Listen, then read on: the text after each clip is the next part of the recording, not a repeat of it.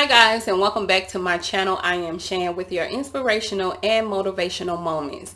Y'all be sure to give this video a thumbs up, comment down below, and also subscribe. And also hit that bell to be notified every single time that I post something on this channel. So y'all, this video I am going to be giving my testimony about how I became addicted to prescription pills. So in this video, I'm just going to be talking about the things that happened leading up to my addiction. So this is a two-part video, but in 2011, I found out that I had a pituitary tumor, which is a tumor that sits behind your eye. And I had to have brain surgery November 17th of 2011. I had to have my first brain surgery. And you can't even tell that I had brain surgery because they didn't cut me or anything. They went straight through my nose and they just sucked the tumor out that way. But the symptoms that I was having with my pituitary tumor was I was having a lot of migraines. I would go to sleep with migraines. I would wake up with migraines. I would have them throughout the day. The longest I have ever had a migraine was for a whole month straight. And it was horrible because I think my body was so used to the medicine because I had started having migraines when I was like 12 or 13 years old.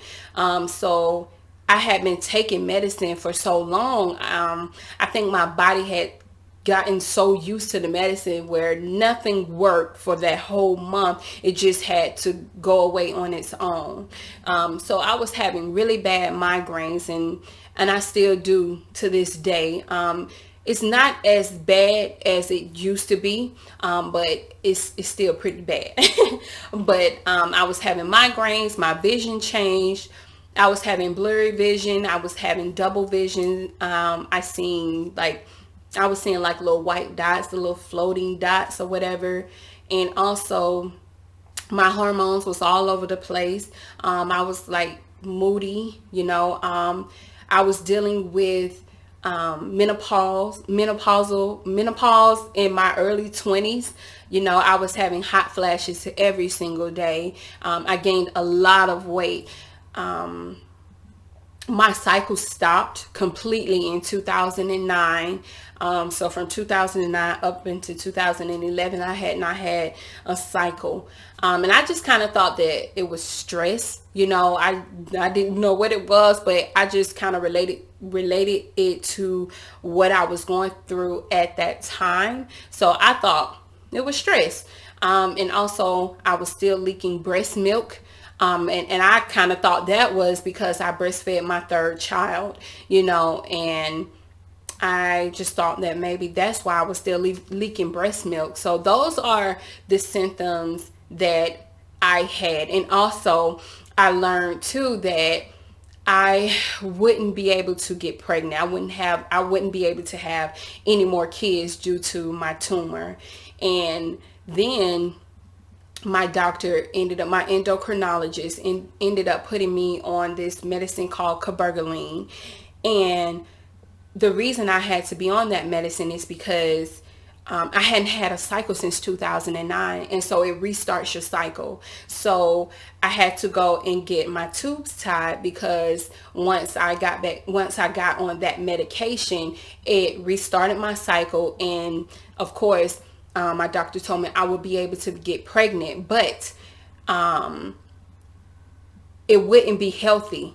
It wouldn't be healthy for me nor the baby. And even if the baby make it, is what she told me. Even if the baby was to make it here, I could lose my life. The baby could lose their life, or we both can just lose our life during childbirth.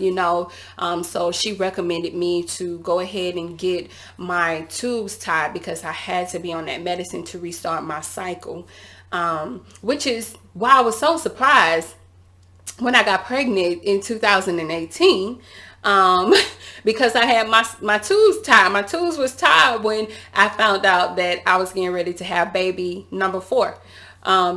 So that's why I was a high risk pregnancy as well during that pregnancy, because for one, I was also told when I found out that I had this pituitary tumor, I was also told that the reason it was so high risk for me to get pregnant, that's the reason that she wanted me to go ahead and get my tubes tied, is because when she put me on that medicine, cabergoline, like I said, it makes you be able to get pregnant. But because the type of tumor that I have, if I was to get pregnant, the baby feeds the tumor, which causes the tumor to grow, and that's the reason I had to go ahead and get my tubes tied. So when I got pregnant in 2018, that's why I was a high risk pregnancy, which also that did happen. My tumor did grow back. So I do have the tumor right now. Because like she said, the baby, my baby, he fed my tumor. So I do have my tumor right now. But those are the symptoms that I had, and that's why I was so shocked when I got pregnant. But yes, in 2011, November 17th, I had to have my first brain surgery. And like I said, you can't even tell they cut me. I'm sorry, you can't even tell. If I don't talk about the brain surgery, you wouldn't know, because straight through my nose, and they sucked the tumor out that way. And oh my God, the first surgery, I was in so much pain. God, I was just in so much pain when I woke up. And, I'm in the hospital for brain surgery. I was in the hospital for a while. And of course, they are giving me all kind of very strong medicines, because I was in so much pain. And when I left the hospital, they sent me home with Percocets, and Percocets is very addictive. And the first surgery, I wasn't I like the way the Percocets made me feel. They took all the pain away, but that wasn't what I didn't have to have them, you know what I'm saying? But in 2012, April the 4th, I had to have another brain surgery. My pituitary tumor, it grew back just that quick. So in 2012, I had to have another surgery, and that's when I began to really become addicted to Percocets. Because once again, they sent me home with a whole lot of Percocets. And I was just popping them. And, when I first went home, at first I'm popping them because of the pain, and then that pain, it wasn't really there anymore. But because I'm loving the way that I'm feeling, I'm just loving the high. And I am going through so much at that time. I just had brain surgery, and I'm just kind of like questioning God. Like, I'm in my early 20s. Why do I have to have brain surgery? You know what I'm saying? Like, why am I in my early 20s and 10 days before my birthday, I have to have my second surgery? You know what I'm saying? So I was just all over the place, on top of everything that I was going through, prior to me finding out that I had to have my first surgery, so the pain started to go away, and it just became more of I've just taken these pills because I like the way they make me feel. When I took them, it made me feel like I had no problems. It made me feel like I was on cloud 9, it make you feel like you're on a different planet, so I just started taking it because I love the way it made me feel, to the point where I remember one day I went back to see my neurosurgeon, and I told him, I said, I'm in a lot of pain. I just need some more Percocet, because I was like really popping them. And he was like, you really shouldn't be in a lot of pain, but because you did just have surgery, I'm going to go ahead and I'm going to prescribe you a few more. But I can't prescribe you no more because these pills are very, very addictive, and we don't want you to get addicted. And well, he didn't know that I was already there. You know what I'm saying? So he gave me another prescription, and I took those so quick it wasn't even funny. But I knew I couldn't go back to him because he had already told me, I can't give you no more because we don't want you to get addicted. And you know, if you are really having this pain that you are complaining about, then we need you to come back, because we need to see what's going on with you, because you really shouldn't be having a lot of pain like that.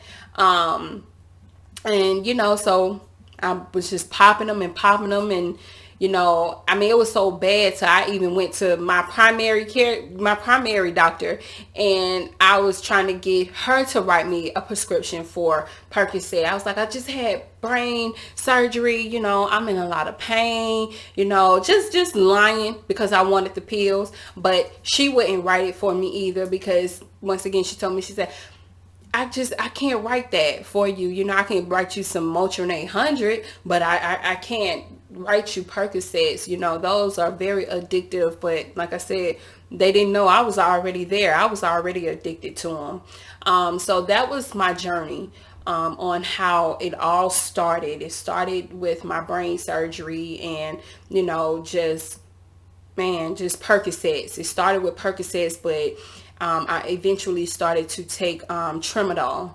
And Tramadol was like pretty much the same. Percocet was a little bit stronger, but Tramadol pretty much made me feel the same way. You know, I felt like I was on cloud nine. I felt like, I mean, when I took it, I didn't have no worries in the world. You know, it made me, I wasn't thinking about my problems. I just was feeling real good, and I loved that feeling.